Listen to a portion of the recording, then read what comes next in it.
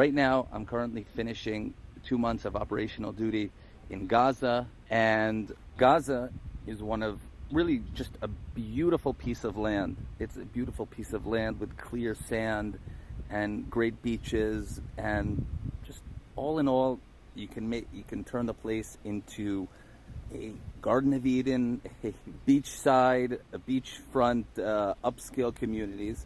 But the Arabs, the Muslims living in Gaza, have chosen to turn the place into a terrorist dump.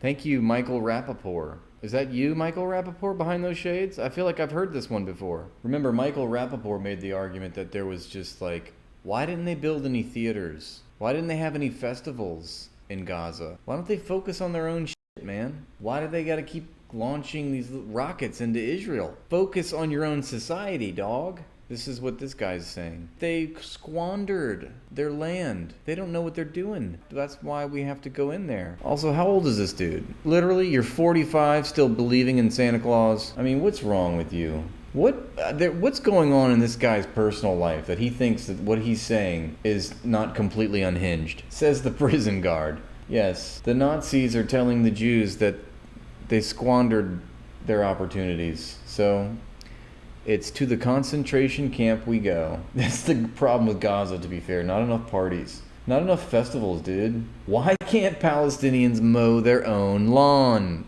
This is completely unhinged, crazy talk from a typical Israeli chode. His wife left him for a dude named Ahmed. Aww, that's where it is. You knew it had to be some sort of insecure small type stuff. With rats. Yes, the Palestinians are literally rats. It's not like the Nazis that didn't happen to the Jews, right? Please tell me he's not running the same propaganda that the Nazis did against the Jewish people, likening them to subhuman animals akin to rats. I mean, how do people not see what is happening? How is there no self-awareness here? This is literally what the Nazis did to the Jews. And he's doing this in the name of the Jews, which we know that is obviously wrong, but he's doing this in the name of the Jews with the Star of David emblazoned on his chest, talking about another ethnic group, the Palestinians. Crawling out from every corner of the buildings to shoot RPGs, and with a... they were just rats crawling out of every part of the building shooting RPGs. Wait, what were you doing rolling tanks down their streets, big dog? You think that might have had something to do with it? The fact that your F-16 fighter jets were making sorties over their land and firing missiles, destroying entire fucking cities? No, couldn't be Israel. Network of tunnels. Yeah, I wonder why they're in tunnels, bucko. No, they just want to, because that's what rats do. Rats love to live underground, and therefore the Palestinians are rats. That's why they build tunnels, of course. Why don't they let us kill them in peace? We will never forgive them for making us murder their children. Bigger than the metro or the subway system in New York. Instead of turning the place into a beautiful area.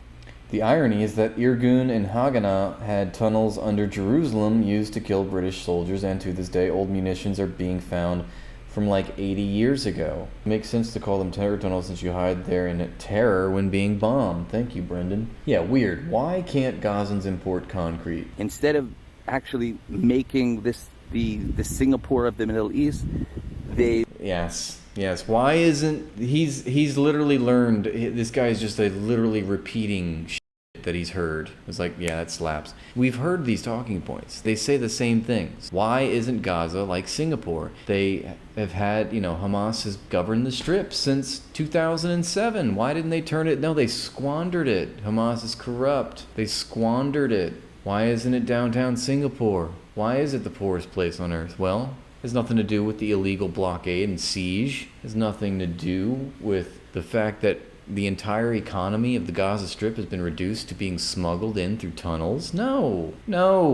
Has nothing to do with the periodic mass murdering high-tech bombing campaigns conducted by Israel in the Gaza Strip. No. Has nothing to do with the fact that human rights organizations have concluded that after 2014, in Operation Protective Edge, the mowing of the lawn, the last mowing of the lawn before 2023, that it would take 147 years for Gaza to be rebuilt based on the amount of aid that was being let in, the amount of trucks with construction material that was being let into the Gaza Strip after Israel's last mass murdering campaign in 2014. That was 10 years ago to the day, literally. Operation Protective Edge. We are in the 10-year anniversary of Protective Edge. Look at this. Of course, Wikipedia calls it the 2014 Gaza War.